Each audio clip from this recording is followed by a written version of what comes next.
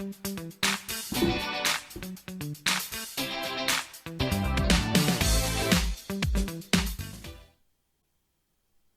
gente, estamos começando mais um Pod Vivax. Eu sou Vivian Cirineu, médica apresentadora dos episódios sobre cuidados com a infância.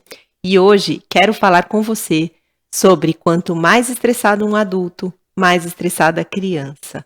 Qual é o nosso papel quando a gente cuida de crianças, como pais, professores, educadores, qualquer adulto que lida direto com uma criança? O que a gente pode fazer para prevenir esse estresse na nossa vida? E para isso eu trouxe uma convidada muito especial para falar com a gente, é a doutora Priscila Ligeiro Esper, nutróloga, especialista em medicina do estilo de vida e nefrologista. Bem-vinda ao nosso programa. Oi, Vivi, muito obrigada pelo convite. Estou muito feliz de estar aqui e eu acho que a gente vai ter uma conversa muito legal sobre esse assunto tão importante, né, para a infância. Exato. E eu convidei, gente, a doutora Priscila, assim, já conheço ela de longa data, ela fez faculdade de medicina na mesma faculdade que eu. A gente se conheceu treinando handball, né, jogando handball juntas. E a Priscila seguiu uma carreira como nefrologista no início, mas depois já me contou, e eu quero que ela conte aqui essa história pra gente, do quanto ela percebeu que precisava de outros conhecimentos para ajudar os seus pacientes. Então, conta pra gente, Pri, como primeiro que você foi parar na medicina do estilo de vida, pra gente entender o que é a medicina do estilo de vida também. Ah, tá legal. Bom, a gente fez faculdade juntas, e eu gostava muito de nefrologia, ainda gosto. Então, eu fiz residência de clínica médica, depois de nefrologia, e quando eu comecei a atender os pacientes, eu percebi que eles tinham um sofrimento muito importante em relação à parte da alimentação, porque o paciente com problema renal, ele precisa de muitas orientações e ele precisa fazer várias restrições alimentares. O rim é um órgão, né? A maioria das pessoas nem sabe disso, mas o rim é um órgão que controla muitos minerais, muitos elementos dentro do nosso corpo. Então, acaba que o paciente com problema renal, às vezes, precisa ter quantidade certa de proteína, de sódio, de fósforo, de potássio, de bicarbonato, de magnésio. Aí, se ele é diabético, também às vezes precisa fazer restrição de carboidrato. Então, assim, são várias restrições. E muitas vezes o paciente chegava para mim muito perdido. E às vezes, pelo medo de dialisar, parava de comer, simplesmente chegava emagrecido. Então, eu quis ter uma abordagem mais positiva com essas pessoas e poder também falar o que poderia comer, né? Mudar um pouco a linguagem para que fosse ter um aspecto mais positivo da alimentação. E aí eu fui fazer nutrologia, fiz uma pós-graduação de nutrologia. E aí eu comecei a atuar também como nutróloga, de uma forma geral, porque eu me apaixonei pela área.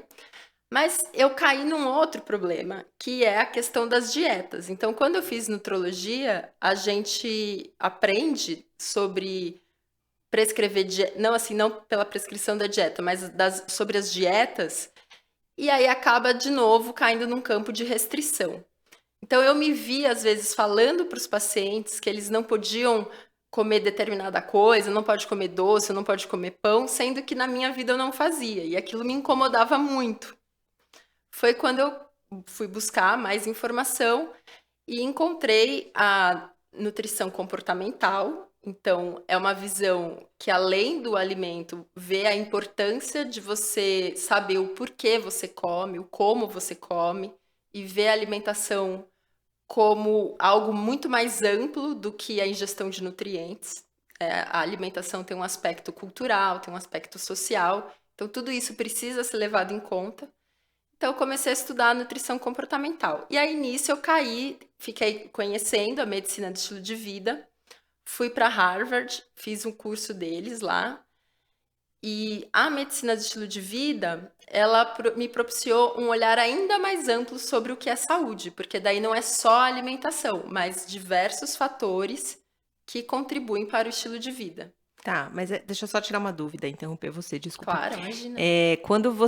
Depois que você fez nutrologia e quando você foi estudar medicina do estilo de vida, você não tinha ideia de que você precisaria olhar para os outros pilares, outras questões relacionadas à saúde, Ou você foi já com esse olhar, eu preciso entender sobre mais ainda sobre alimentação. Não, me encantou o olhar mais abrangente sobre saúde, que quando eu fui fazer o curso eu já sabia que teria esse olhar mais abrangente, mas também o que me chamou muito a atenção nessa especialidade é a questão de como trazer essa conversa com o paciente. Porque, no fundo, as pessoas têm a informação. Pronto. Esse é o ponto, que eu lembro que foi uma das nossas conversas, assim, Isso. né? No fundo, a maioria das pessoas sabe o que precisa fazer em relação à alimentação, o que comer, o que não comer, e quais quantidades. Por exemplo, eu vou controlar o tanto de junk food, de fast food que eu como, né? Não é sobre a restrição eu não poder comer, mas não dá para eu comer hambúrguer e pizza todos os dias, porque isso vai ter um impacto na minha saúde. Mas na prática, acho que você tinha me contado isso, né? Que você via muita dificuldade nos pacientes em se manter na linha, em decidir e saber assim, eu já sei, mas eu não consigo fazer. Então, ter a informação é diferente de botar em prática. E a medicina do estilo de vida, ela estuda a ciência da mudança de comportamento. Então, como que você, enquanto profissional da saúde, pode ajudar na promoção dessa mudança, na motivação do paciente, na estruturação do ambiente, dos hábitos, para que a mudança realmente ocorra. Então, existe uma forma de conduzir essa conversa, né? Para que isso direcione o paciente mais para o lado da mudança do que para o lado de ficar onde ele está. Sim, que vai, acho que além então da informação, dele saber, Que porque no vai. fim ele já Isso. sabe um pouco, talvez não saiba tanto, mas um pouquinho todo mundo sabe do que faz mal e o que faz bem na nossa alimentação, E não só né? alimentação, mas atividade física também. Todo mundo sabe que atividade física faz bem, né? Mas nem todo mundo faz. A gente tem um número de sedentários muito altos. Então, por quê, né? Por que que algumas pessoas fazem? Por que que outras pessoas não fazem? Então, achar essa diferença e achar o que tem em comum entre as pessoas que fazem e tentar trazer alguém do outro time para esse é uma questão da ciência que a ciência da mudança de comportamento tenta responder. Tá. Então, quais são os pilares que a medicina do estilo de vida olha quando a gente pensa em eu quero melhorar minha saúde, eu vou reduzir o meu estresse, que é o meu grande objetivo aqui nesse episódio, né? Como que a gente pode fazer para reduzir o nosso estresse? A gente sabe, né, Pri, assim, que quanto mais estressado eu vivo, chega um ponto que eu posso entrar num burnout. O burnout do meu trabalho. Na pandemia, a gente viveu o burnout parental, que eram pais sobrecarregados muito estressados, que o que é o burnout? É quando eu já começo a ter sintomas físicos desse estresse. Começo a ter dor de cabeça, gastrite, ansiedade e um desânimo. Eu não quero mais essa vida, eu não consigo estar ali bem conectado com os meus filhos quando a gente pensa em cuidados com as crianças, né? Então, o estresse, a gente sabe que não conecta. Se eu estou estressado, eu não consigo me conectar bem com meu filho, como mãe. Então, eu quero dar um passo para trás, regular esse meu estresse através de mais saúde. Então, conta pra gente, Pri, quais são os pilares da medicina do estilo de vida que podem nos ajudar. Então, no Ocidente, a gente tem uma visão de saúde muito em torno da doença. Se você perguntar, o que é ter saúde? Muitas pessoas vão responder, é tomar os remédios, é fazer check-up, é ir no médico, é tratar algum problema. Mas a gente tem que ter uma noção de saúde que é muito mais abrangente. A própria definição de saúde pela OMS diz que saúde não é só assim, né, a saúde do corpo, mas é uma situação de bem-estar físico, emocional e social. Então, a medicina de estilo de vida considera como pilar a alimentação, a atividade física, o sono. Você imagina o quão mais estressada fica uma mãe que não dorme direito. Às vezes isso, no caso das mães, né, dos pais, às vezes é uma variável difícil de controlar, né? Não depende só dela. Mas enfim, é uma coisa que impacta muito. Então o sono é super importante. Conexão social é um dos pilares da medicina de estilo de vida. Então a gente tem que pensar, né, que a solidão é um dos grandes males atual. E também incentivar as mães a buscarem suas conexões, buscarem a convivência social, às vezes, também. Muitas vezes as mães ficam muito isoladas dentro de casa, fechadas, né, com as crianças pequenas e perde um pouco isso. E aí o manejo de estresse é um dos pilares, super importante. E também a cessação de substâncias abusivas, então, né, o tabagismo, alcoolismo, uso de drogas. São esses os 6 pilares que a medicina de estilo de vida considera que você precisa trabalhar para realmente ter uma saúde no sentido mais amplo da palavra. Entendi. Tem algum que é mais importante que o outro? Olha, Na sua opinião. sim, eu acho que assim todos têm o seu papel, mas de todos esses pilares, a atividade física é o que mais vai determinar a longevidade de uma pessoa e o quão bem ela vai viver o resto da vida, Tá. livre de doença. Isso é uma coisa assim que atividade física é a verdadeira pílula mágica assim da medicina. Ela consegue reduzir risco de muitas doenças e ajudar no tratamento de muitas outras também. Tá. Então vamos começar por ela. Atividade Ok. física. Mas é qualquer atividade física? Tem um tempo determinado durante a semana? Se a gente for pensar nesses benefícios, não só de longevidade, mas pensando também em Uhum. redução do estresse. Então, eu costumo dizer que assim, né, o ótimo é inimigo do bom. Então, para quem é sedentário, às vezes pensar que vai fazer uma atividade física, e vai performar, e vai correr 5 quilômetros, às vezes só isso dá preguiça e acaba sendo um empecilho.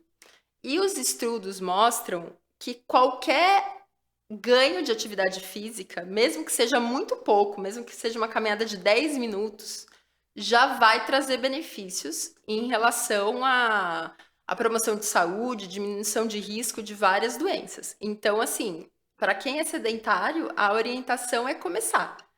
Né? Nem que for um pouquinho, nem se, né? Porque às vezes é isso, assim, a pessoa fica na ideia do 8 ou 80. Ou ela quer fazer o 80, ou então ela nem começa. Mas não, começa devagarzinho, faz uma caminhada, que seja 2 vezes na semana.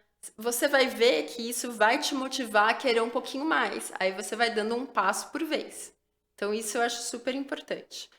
Agora, em termos. E isso já é visto como benefício em termos de saúde, você já consegue ver. Agora, a recomendação oficial seriam ou 150 minutos de atividade moderada por semana, tá? Que isso dá, por exemplo, 30 minutos 5 vezes na semana. É bastante, hein? É, Antigamente se falava em 3 vezes por semana, né? De atividade esse física. seria o alvo, né? 150 minutos por semana de Tá, atividade física moderada. O que tá. que é atividade física moderada? Você, se você estiver fazendo uma caminhada, você consegue falar, mas não consegue cantar. Esse é um jeito prático, assim, de saber. Ou 75 minutos por semana de atividade intensa, que é quando você não consegue nem falar nem cantar. Então, essa seria a recomendação de treino aeróbico. Para pensar em longevidade, para eu viver mais. Para pensar em longevidade e para prevenção de várias doenças, Tá. tá? Quanto mais você aumenta isso, mais benefício você tem. E aí, além disso, pelo menos 2 vezes por semana de musculação. Que o músculo hoje em dia, assim, tá em alta, né? O músculo é um órgão endócrino que consegue, quando ele tá sadio, ou seja, quando ele tá fortalecido, ele regula vários órgãos e ajuda o metabolismo de uma forma geral, né? Então tem muito foco hoje em dia na saúde muscular, né? E eu vejo uma diferença assim, pensando até, eu penso, acabo, claro, meu olhar sempre volta para as mães, Pri, porque eu falo com as mães o tempo todo no meu Instagram, nas redes sociais, nos atendimentos. E uma das coisas que eu percebia muito, assim, logo que um bebezinho você carrega, carrega, carrega, é dor no braço, é cansaço, é dor nas costas. E quando eu comecei a fazer musculação, você percebe que essas dores vão diminuindo, porque você tolera mais carregar um peso, jogar a criança para o alto para brincar. E pensando assim, até na nossa qualidade de vida atual, essa musculação, esse exercício de fortalecimento vai ter esse benefício. Mas lá, quando eu ficar idosa e tiver perda de massa magra, começar a entrar na menopausa, esse exercício também vai ter a sua importância. Não, sem dúvida. E aí a gente entra na questão de aptidão física, né? Então, assim, aptidão física é você ser capaz de realizar tarefas com energia e sem se cansar. Então, você ser capaz de carregar o seu filho no colo, de andar, de correr se seu filho estiver em perigo, isso, né, no mundo da maternidade. Mas até de poder brincar com ele, de agachar, levantar, te torna uma pessoa apta do ponto de vista físico. Então, eu acho que é isso uma coisa que a gente tem que desejar, né? Que a gente tenha um corpo, não é só uma questão estética, mas que a gente tenha um corpo que consiga exercer plenamente a sua função. Eu acho essa ideia muito legal, Uhum. né? Então, vai muito além da estética você ter um corpo forte e ágil, né? Você vai conseguir se colocar no mundo de uma forma melhor. E você fica menos cansado também, Menos né? Que é uma queixa cansado. assim, tudo bem, as mães não dormem, o bebê é pequeno, acorda toda hora. Mas se eu faço atividade física, a minha resistência muda um pouquinho mais. Eu tolero um pouquinho mais esse desgaste da privação de sono. Sim, e aí essa característica de ganhar energia, ela tá muito relacionada ao treino aeróbico. E não a Então, musculação. Não é a musculação que faz eu ter mais não, energia. a musculação talvez de forma indireta, né? Tá. Mas de forma mais direta o treino aeróbico. Então, por exemplo, se você consegue correr, você corre quanto, Vivi? Ah, mas eu já. Nossa. Agora eu comecei a treinar para uma meia maratona. Ah, Mas tá. assim, não, mas às vezes eu tenho medo até de falar isso, falar, ai, tá vendo, a Vivi? Não, gente. Quando eu comecei, na Sim. pandemia, eu comecei andando, Aí, tá né? vendo? Então, assim, eu já corria antes, parei nas gestações, e depois ali que estava na metade da pandemia que eu voltei a fazer atividade física, eu comecei andando. E é assim que todo mundo precisa É isso que começar. eu tô falando, Quando eu quis correr, aí exatamente. eu fui correndo, andando, e cada vez foi aumentando isso. Mas assim, o nosso objetivo, né, nunca pode ser. Eu acho que é difícil isso, a gente ficar se comparando, porque hoje a gente vive na era das comparações. A gente abre ali as redes sociais, né? Ah, mas essa pessoa faz assim. Ah, mas olha o que que ela. Ah, mas não é para você comparar a sua vida com os outros. É Sim. dentro da sua realidade. Então tá, Uhum. eu tenho um bebê, eu não tenho com quem deixar, mas será que eu posso pôr ele no carrinho e caminhar 10 minutos junto com ele? Então, assim, eu tô usando. Ah, eu tenho um filho, não dá para eu ir. Eu tô usando como uma desculpa. Entende? Assim, eu não tenho dinheiro para pagar uma academia, mas para você caminhar, você não precisa gastar dinheiro, você precisa se Sim, organizar. sim, E ninguém vai exatamente. prover isso para você. É você que tem que ser proativa de, não, agora esse vai ser o meu dia. Toda quinta-feira eu vou fazer isso. Aí eu fiz, eu acho que é esse o caminho, você me corrige se não for, né, Pri? Mas assim, eu consegui fazer isso durante 3 semanas, ótimo, agora eu vou fazer 2 vezes por semana. Sim. E assim eu vou evoluindo, sem comparar minha vida com a vida do outro. É, mas o que eu até te perguntei isso, porque Hum. assim, se você lá atrás, né, na pandemia, falasse assim, ah, eu vou correr para correr uma meia Ah, não maratona, ia isso, aguentar. isso é, assim, você tem até preguiça de começar, né? Então, as pessoas às vezes querem colocar o objetivo lá na frente do processo. Uhum. Então, por isso, exatamente isso que você falou, começa caminhando, que você vai se motivar. E se você ficar só na caminhada, já vai ser muito melhor do que ficar parada, né? Mas você notou alguma diferença de disposição física, assim, É, ao longo do seu treinamento? eu ia até te perguntar isso da parte mais científica que você estuda isso, mas assim, o que eu percebo que quando eu tô nesse movimento, fazendo atividade física, o meu sono é melhor. Mesmo que as minhas filhas acordem à noite.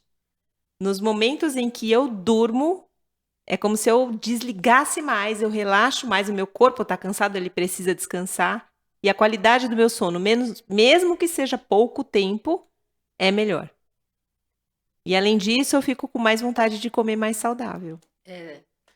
É, isso é uma coisa que eu sempre falo, porque às vezes você vê algumas pessoas que falam assim, né, que atividade física tem duas coisas, né? Tem pessoas que falam, né, correm na esteira e vê lá no monitorzinho, ah, gastou 200 calorias. Aí fica desmotivado. Poxa, mas se eu comer sei Um lá, brigadeiro um já era. brigadeiro já era tudo isso. Mas isso é uma conta de matemática muito simplista para você ter a compreensão de tudo que envolve o seu metabolismo. Então, a atividade física, ela ajuda no seu metabolismo de muitas formas, inclusive nessa que você falou, de tipo dar uma vontade de você fazer outras coisas saudáveis também. Então, isso até é uma coisa que não dá nem para medir, né? Assim, Uhum, uhum. mas acaba impactando. Então, eu acho isso muito legal. Tá, então, beleza. Falamos sobre atividade física e agora vamos falar sobre sono, né? Porque eu acho que é uma questão importante, é uma questão para as famílias de crianças, especialmente na primeira infância, que tem uma queixa muito grande, ai, meu filho não dorme, meu bebê não dorme, e isso é natural, a gente sabe que o sono das crianças ele vai se regulando conforme a criança amadurece, e que a gente tem alguns marcos. Então, a criança ela costuma dormir um pouquinho melhor quando ela completa 1 ano de idade. Depois, com 3, ela dorme um pouquinho melhor, mas ela desperta pelos pesadelos. E realmente o sono melhora com 6 anos. Não para todas as crianças. Tem uma série de fatores que interferem no sono, inclusive o estresse que a criança passa, atividades em excesso durante o dia, a rotina do sono, quantas horas ela está dormindo. Tem uma série de fatores que interferem no sono das crianças. E por que que eu falo do sono das crianças? Porque ele vai ditar o sono das queridas mães, né? Se a criança não está dormindo bem, a mãe, consequentemente, não vai dormir bem também. Então, primeiro é entender que é uma fase que todas nós vamos passar com as crianças. Uma hora eles vão dormir. Mas enquanto isso está acontecendo, o que dá para a gente fazer para melhorar o nosso sono? Acho que uma das coisas foi o que eu comentei, né? Se eu faço atividade física, a qualidade do meu sono é um pouquinho melhor. Mas falei empiricamente aqui, né, Não, Priscila? claro, isso é legal porque mostra como esses pilares, eles não estão isolados, um potencializa o outro, né? E se Uhum. todos estão ruins também, a potencialização do estresse é muito maior. Bom, eu acho que assim, hoje em dia, o grande mal do sono o grande inimigo do sono são as telas, né? Porque a gente pega o celular e quando você vê passa 15, 30 minutos. E primeiro, você perde horas de sono numa atividade pouco produtiva ou pouco, né, que vai te dar pouco retorno, até em termos de relaxamento. Você poderia, se você escolhesse, você até escolheria fazer outra coisa, mas você fica preso ali. E também tem a questão da luz azul, que é emitida pelas telas, que afeta uma série de coisas no sono, né? Então, diminui a produção de melatonina, e isso vai impactar no sono. Então, a luz azul, ela é muito maléfica para ter um sono saudável. O que é essa luz azul? É a luz que é emitida da tela, né? É um tipo, a luz que sai da tela do celular, ela tem um tipo ali de frequência que é chamada de luz azul, Uhum. tá? E fica muito próximo. Então, se a gente for pensar em termos de evolução do ser humano, que a gente foi feito para, né, quando escurecer e dormir, quando amanhecer vai acordar, a gente está vivendo uma época onde o nosso ciclo é totalmente bagunçado, né? Então, assim, escurece e por muitas horas depois de escurecer, a gente fica sendo exposto à luz, Uhum. tá? Então, isso é bem, assim, é muito ruim em termos de sono. Eu mesma, por exemplo, e aí o que que a gente pode fazer? Eu acho que cada um tem que ter consciência, né? Ter consciência do que te prejudica e do que funciona dentro da rotina. Mas, por exemplo, eu já percebi, então assim, eu vou botar meus filhos para dormir. Aí quando eles finalmente dormem, né? Aí você fala assim, nossa, agora vou ver um pouquinho de celular, né? Vou ter uma hora para mim, vou ver o celular. Isso que você fala, vou ver um pouquinho, quando eu vou ver, já passou muito tempo. E se você toma consciência desse processo, né? Porque assim, se você vive no piloto automático e simplesmente vai fazendo as coisas, quando vê, você tá perdendo todas as noites fazendo uma atividade meio inútil, né? Então, a ideia é o que eu vi que funciona para mim, que é até uma medida assim de mudança de hábito, é nem pegar o celular depois que meus filhos dormem. Então, assim, quando eu vou botar eles para dormir, é o horário que eu já coloco o celular para carregar em algum lugar distante, porque eu sei que se eu pegar o celular depois, eu não tenho tanto controle sobre o momento de parar. Né? Então, às vezes a gente quer focar numa coisa, né? Tipo assim, ah, não, eu vou ver só 15 minutos. Mas se você vê que você não consegue parar com 15 minutos, tem que achar uma outra alternativa. E às vezes uma boa estratégia de mudança de comportamento é você se colocar barreiras. Então, para mim, funciona muito mais eu nem pegar o celular depois. Isso faz eu dormir muito mais cedo. Isso faz eu acordar muito mais disposta no dia seguinte. Se eu acordo mais disposta no dia seguinte, assim, você treina melhor. No meu caso também, assim, eu tenho muito menos vontade de comer doce, e que é uma coisa muito frequente. Então, assim, as coisas vão andando em cadeia, Uhum, né? uhum. Olha que interessante. Eu tenho limite no meu celular, nas redes sociais. Mas você Então, respeita ele? não, então, eu coloquei lá o respeito, porque assim, eu coloquei um limite, por exemplo, o Instagram. A partir das 10 da noite eu não posso acessar o meu Instagram. Ele é bloqueado. Então, às vezes eu esqueço, aí eu vou entrar assim, é 9h55, ele me avisa, ó, faltam 5 minutos para acabar seu tempo. E aí eu, com o compromisso que eu tenho comigo mesma, eu poderia entrar nas configurações, desativar isso e Sim. ficar, mas eu não faço isso. Falo, não, eu pus essa meta para mim, eu vou respeitar. Porque a tela é ruim de maneira geral, em qualquer coisa que você fica fazendo com a tela por questão da luz. Mas a rede social é pior, porque é ela que te deixa ficar mais tempo, e mais tempo, e Sim, mais tempo, e mais tempo. com Então, certeza. eu não. Dá para bloquear o celular todo também. Eu não bloqueio porque às vezes eu vou usar notas, anotar alguma coisa da agenda Uhum. antes de dormir. Então, Sim. eu acabo deixando ali. Mas isso foi um hábito que eu tive que mudar também. Então, a partir de certo horário, parar de trabalhar à noite com as telas, mesmo com computador ou com tablet, para que não tivesse tanta alteração no meu sono. E ontem mesmo foi isso. Eu estou no movimento de fazer um lançamento de um curso, então eu tenho que gravar vários vídeos. Aí ontem à noite eu falei, não, hoje as meninas dormiram, mas eu preciso fazer esse negócio do trabalho. Aí fiquei vendo os vídeos e na hora de dormir, eu que estava com sono, super acesa, sono zero. Aí fui ler para baixar essa energia, fui dormir super tarde. E claro que impacta na qualidade do meu sono. E a tela, ela é nociva para os nossos filhos e para a gente. Sim. Então, assim, se para a gente é difícil ter limite, imagina para as crianças. Nossa, Eles não têm. não É a tem. gente que vai precisar estar nesse lugar. E uma coisa que você falou das telas, eu falei assim, deixa eu até anotar para eu não esquecer.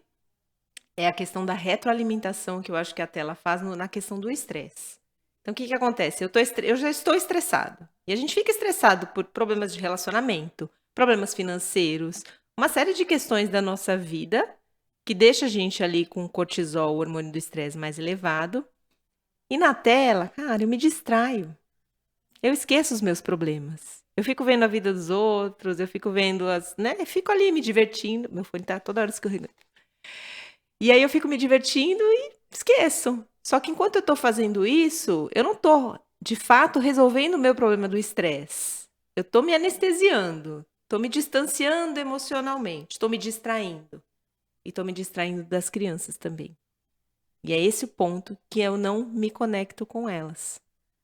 Então, a gente precisa entender qual é o papel que a tela está exercendo na nossa vida. Que às vezes eu parei de fumar, mas eu estou na tela. Eu parei de beber, mas eu estou na tela. Ela está entrando como um outro vício que a gente não está sabendo lidar com isso. É a nossa sociedade, né? Sim, sim. Não, um vício muito, muito forte, E né? talvez até muito pior. Porque, por exemplo, não pensando assim na saúde do nosso corpo, mas se eu pensar no tabagismo, eu não fico fumando 24 horas. Eu tenho os meus momentos ali que eu paro e vou lá fumar. Agora a tela é o tempo inteiro. A cada 5 minutos é assustador. Se você pega ali quanto tempo por dia você passou diante da tela. Uhum. Isso assim, né? Quando a gente está trabalhando ainda é pior, né? Porque é muito mais tempo. Mas mesmo se eu tô ali no final de semana, só buscando me divertir. Então a gente precisa voltar a encontrar formas de nos divertir respeitando os ritmos biológicos, né? Especialmente esse que você falou do ciclo circadiano do sono. Começa a ficar à noite, será que eu não posso reduzir já um pouco as luzes da minha casa para simular a natureza? Para o meu corpo ir entendendo que está chegando a noite, ou não ficar até as 10 da noite com todas as luzes ligadas, Uhum. naquela energia e as crianças agitadas. E uma coisa nesse sentido que ajuda muito a regular sono das crianças também é expor a luz solar do final da tarde. Então, a luz solar do final da tarde, né, que pode ser descer no pátio, né, dar uma andada na rua, descer no pátio. Às vezes, se não tem essa possibilidade de ir na janela, observar a vista, isso ajuda a regular o sono, a ter uma noite mais tranquila, a dormir mais cedo. Então, eu acho bem interessante. E é uma coisa que conecta, né, também, assim, eu acho que de estar mais próximo da natureza, assim, né, desse ciclo biológico do dia. É, porque na verdade o corpinho das crianças, ele está muito mais conectado com a natureza que o nosso. Então as crianças elas já têm naturalmente este ritmo, que elas vão ficando com sono mais cedo, e elas despertam às 5 da manhã. Uhum. Só que a gente às vezes quer descansar mais e a gente vai lá e acha que não é natural acordar às 5 da manhã, que ela tem que dormir mais, para a gente poder descansar mais. E aí a gente vai tirando a criança de um ritmo que é natural, acordar com o sol nascer e dormir quando o sol se põe. Na sociedade, a gente está acabando com isso. E, consequentemente, a gente vai acabando com o nosso sono também. Tão importante para regular a nossa saúde, né? Com certeza. Tá, agora vamos falar sobre alimentação, então. Né? O outro pilar que eu acho que você vai ter o mais know-how para falar, tanto pela nutrologia, por todas as outras formações que você foi buscar. Como que eu posso? Tem algum alimento que pode me ajudar a ter menos estresse?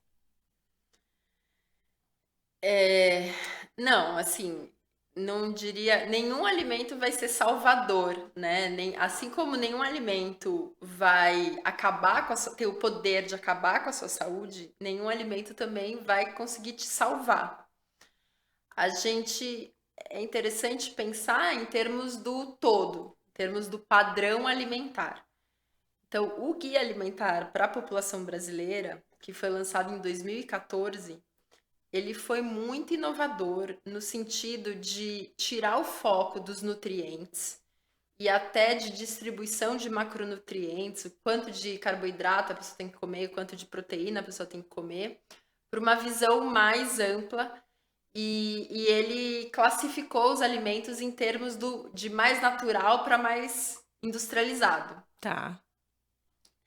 Essa classificação, que chama a Nova, ela foi lançada assim no guia, né? Foi o Dr. Carlos Monteiro, da Faculdade de Saúde Pública da USP, o médico de lá, que fez essa classificação. E hoje em dia ela é usada no mundo todo. Tá? Então é uma coisa que repercutiu muito no mundo, mudou assim a visão da nutrição hoje em dia no mundo. Quando eu fui para Harvard fazer o curso, o Dr. Carlos Monteiro foi citado umas 3 vezes ao longo das aulas. Então, eu gosto muito dessa visão de todo. Então, em linhas gerais, quanto mais natural é a sua alimentação, melhor. O que é uma alimentação natural? Então, tanto assim as frutas, as verduras, os vegetais, como o arroz, o feijão, a carne, o peixe, os ovos.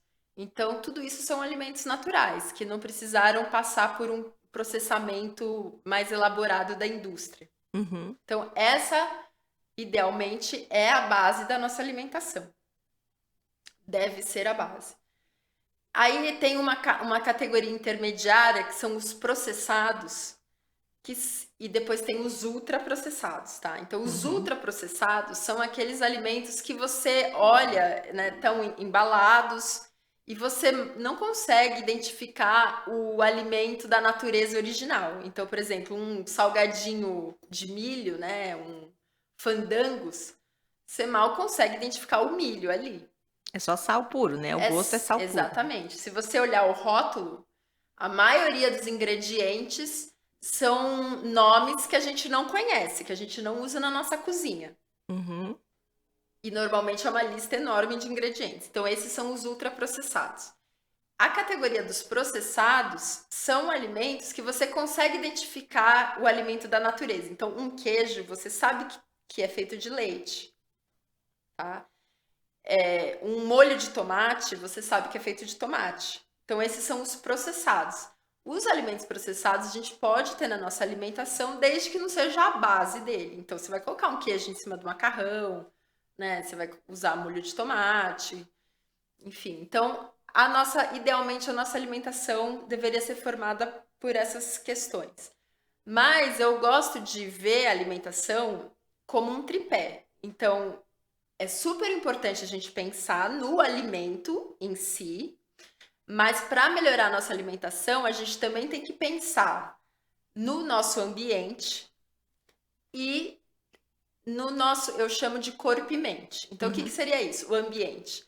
Você precisa se organizar para fazer um mercado semanal de produtos frescos. Você precisa pensar que tipo de alimento você vai ter na sua casa, porque também se, né, tiver um monte de salgadinho, bolacha, vai acabar sendo consumido. Qual é a frequência que você come em restaurantes? Qual é a frequência que você pede iFood? Né? Como que é a rotina da sua casa? Então, tudo isso eu considero como o ambiente. A gente tem que olhar para ele, tentar estruturar, tentar organizar, que momento vai fazer compra de mercado, que seja online, né? Hoje em dia tem tanta facilidade. Mas você precisa olhar com carinho, né? Não adianta você ter uma lista de coisas que você vai comer se você não se organizar. Então aqui cabe organização e planejamento. E a questão de corpo e mente é assim, tem muitas pessoas que têm um comer emocional. Então assim, tá triste, tá ansioso, tá estressado e come.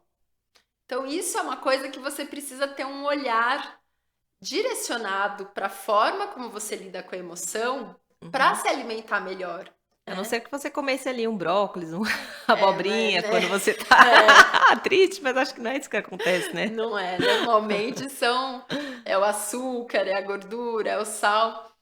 Então, mas o que acontece. Então, assim, a questão das emoções, a questão de fome e saciedade, que às vezes se perdeu.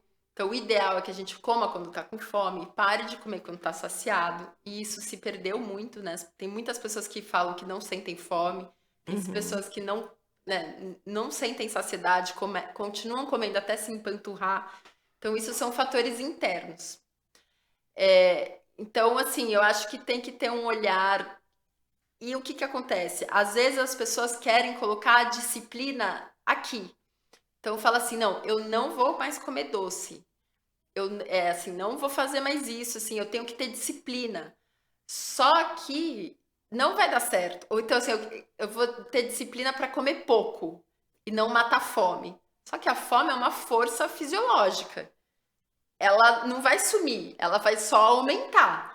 E aí, quando ela tiver muito grande, você vai acionar o seu modo voracidade e você não vai ter controle sobre o que você come. Então, por exemplo, disciplina, força de vontade, você não tem que tentar colocar no quanto você come, para lidar com as suas emoções. Você tem que lidar de uma outra forma. Mas você pode usar para se planejar, né? Para se organizar. Aí cabe disciplina. Tá. Agora eu estava pensando aqui em como correlacionar esse assunto que a gente está falando com o estresse, né? Da alimentação com o estresse. Que a gente tem, acho que dois grandes problemas que eu queria que você comentasse aqui. Um deles é que o alimento ultraprocessado, ele é mais barato. Então é mais barato eu comprar um salgadinho do que eu comprar talvez uma verdura, né? Então assim, o que que a gente pode pensar? Porque sim, às vezes a gente tem o caminho mais fácil, mais barato, mas a gente vai ter um custo de saúde depois no futuro com as doenças, com remédios, que a gente vai ter que correr atrás. E uma outra questão é até uma experiência pessoal, porque eu comecei a treinar mais por conta dessas provas de corridas que eu estou fazendo e comecei a perceber meu corpo mais cansado. Fui buscar uma avaliação com um nutrologista esportivo e ele falou: você está comendo tudo errado, por isso você está cansada. Você está fazendo picos de dopamina, ou seja, em vários momentos comendo um açúcar que é rápido para te gerar energia e você está entrando nesse ciclo. E aí, quando baixa esse açúcar, você fica cansada. Então, o quanto, assim, um detalhezinho que é da alimentação vai interferir na nossa vida com os filhos, na nossa vida profissional. Então, eu queria que você comentasse essas duas questões, Pri, assim, em relação ao preço, que é uma dificuldade mesmo para muitas famílias. O que a gente pode fazer para fugir desses alimentos ultraprocessados? E sobre essa questão dos picos de açúcar, né? O que a gente pode fazer, o quanto ele está interferindo no nosso estresse, no nosso cansaço no dia a dia. Então, primeiro, apesar, né, de ter dessa visão assim de que o ultraprocessado é mais barato, a gente pode pensar também, né, no arroz, no feijão, na mandioca, na laranja, na banana. Então, assim, eu acho que tem uma gama de alimentos que estão no prato do brasileiro, né, na nossa culinária tradicional, que não são caros, Tá. né? Então, e a gente deve investir neles, né? Então, assim, por exemplo, em termos de líquido, né? Água é muito mais barata do que refrigerante, né? Então, eu acho que dá para comer bem e barato. Isso é um ponto. Tá. Segundo, os ultraprocessados, eles podem ser alguns mais baratos, se você comparar com, dependendo do qual alimento que você compara, mas eles alteram completamente a sua fisiologia. Os ultraprocessados foram feitos para você querer comer mais. Então, ali naquela composição tem um excesso de açúcar, sal e gordura que você não encontra na natureza, por exemplo. Na natureza, a gente não encontra alimentos que são doces e têm gordura ao mesmo tempo. O mel, por exemplo, tem açúcar, mas não tem gordura, né? O abacate é um alimento gorduroso, mas quase não tem açúcar, assim, é pouco. Então, a indústria, ela pensa numa combinação perfeita ali, que é hiperpalatável, que quando você come, se acende uma árvore de Natal no seu cérebro, querendo mais e mais e mais, e isso danifica, né, o seu mecanismo fisiológico de fome e saciedade. Você vai ter muito mais fome. Então, talvez você vai acabar comprando mais comida. É a história de você abrir um pacote de salgadinho, eu não consigo parar até acabar. Então, isso que é o acontece. slogan da Elma Chips, né? Impossível comer um só.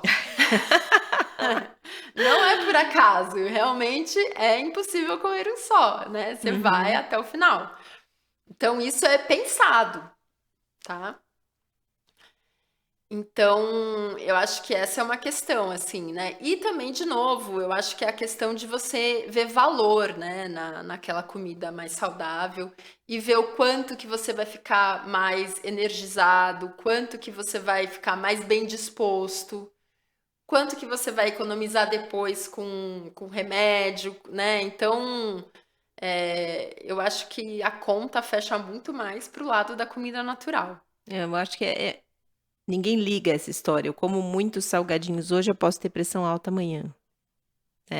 A gente quer viver o presente sem se preocupar com o amanhã. Sim, E sim, até mesmo questões, né, em relação ao açúcar, ao excesso, à obesidade, diabetes, que pode vir essa conta chegar um dia pra gente pagar, sem né? dúvida.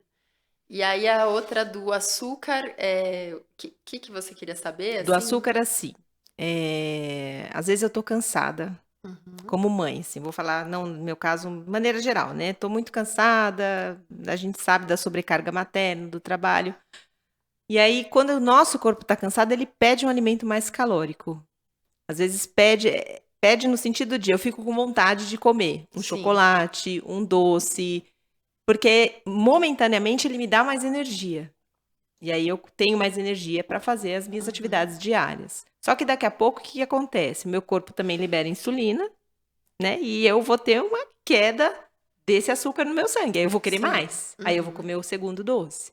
E eu Uhum. vou passando em vários picos ao longo do dia desse açúcar no meu sangue. Então eu tô achando que eu tô de alguma maneira ali tendo mais energia, mas não, se a gente for olhar, a gente está enganando momentaneamente o nosso corpo, mas a gente está vivendo mais cansado, consequentemente.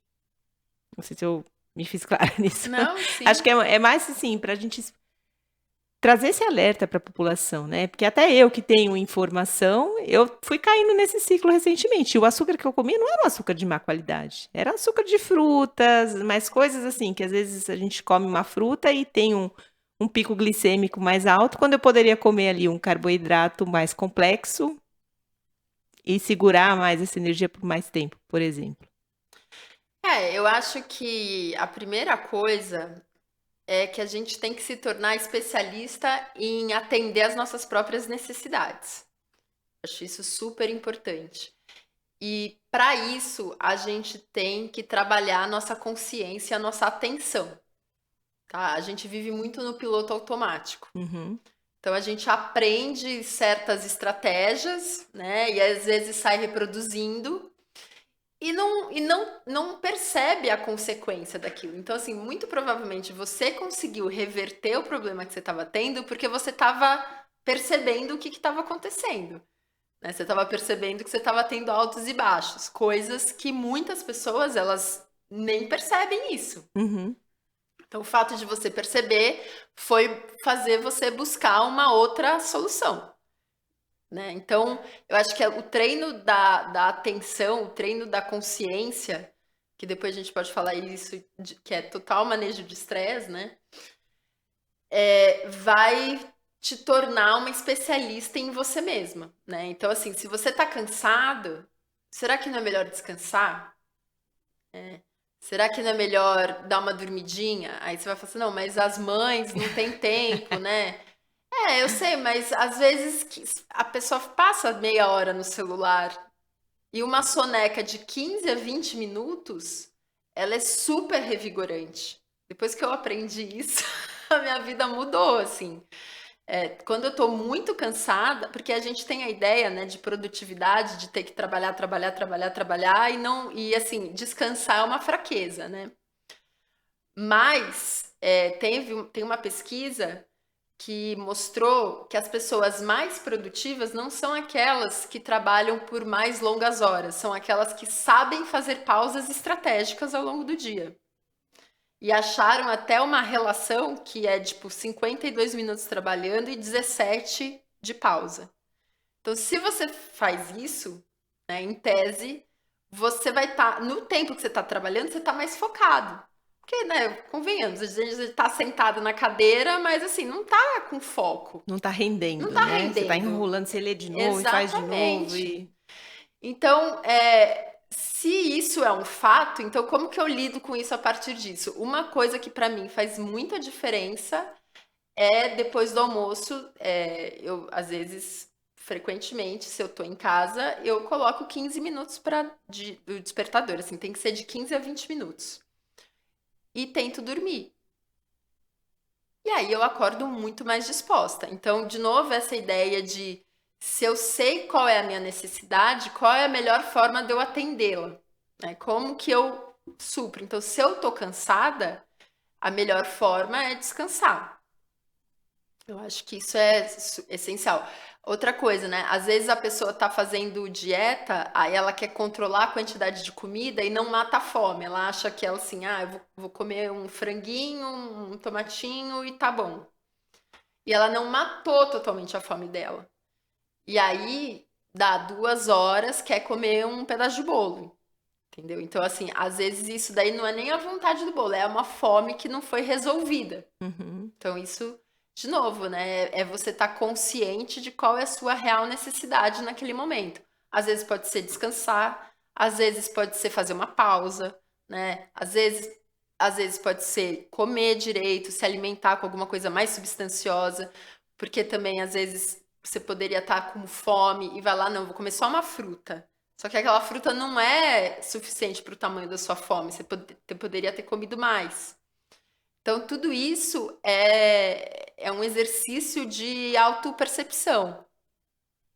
Tem um Eu- nome para isso, né? Que é a interocepção interna, que é a capacidade de você perceber o seu corpo internamente conseguir responder ele de uma certa forma. E isso tem relação com peso, né? Então, pessoas que têm maior essa capacidade têm menos peso, têm um menor IMC, são mais magras, e pessoas que não têm um peso maior. Porque identifica menos as suas necessidades, né? Exatamente, assim, não consegue perceber sensações, seja de fome, seja de saciedade, então não come de acordo com elas, né? Se guia por outros parâmetros. Por exemplo, veio um prato do restaurante, se você não tem a percepção de saciedade, qual que é o momento que você para? Você vai até o final do prato. Uhum. Se você tem a percepção de saciedade, não é o dono do restaurante que vai estipular o quanto que você vai comer, é você, né? E como é que a gente faz para melhorar a nossa percepção interna? Qual o segredo? Então, assim, se você se você treina a sua atenção, tá? Que daí a gente vai cair no Mindfulness, por exemplo, também, que é uma ótima ferramenta de estresse, manejo de estresse. Mas assim, o Mindfulness, ele é uma técnica, né, de meditação, mas ele também serve como um treino de atenção para momentos fora da meditação formal. Então, a cada momento, você pode trazer a sua atenção para o momento presente e saber o que está acontecendo agora. Uhum. A nossa mente, ela tem um modo operante que ela sempre ou está pensando no passado e sofrendo, né, com o que aconteceu, se arrependendo, tal, ou ansioso e com medo do que pode acontecer no futuro. Então, esse é o modo padrão, assim, da mente, né? Tá sempre ou pensando no futuro ou no passado. Então, esse exercício de trazer a atenção para o que está acontecendo é um exercício que requer treino, requer paciência, requer prática, mas é a partir dele que você começa a perceber essas sensações internas, começa a entender que você está ansioso, que você está triste. É porque também as pessoas, às vezes, elas estão ansiosas e tristes e procuram uma comida para abafar esse sentimento, mas elas não nomearam isso. Não perceberam, Não né? Não perceberam registraram. que elas foram buscar comida por causa disso, né? Elas Uhum. não fazem a relação.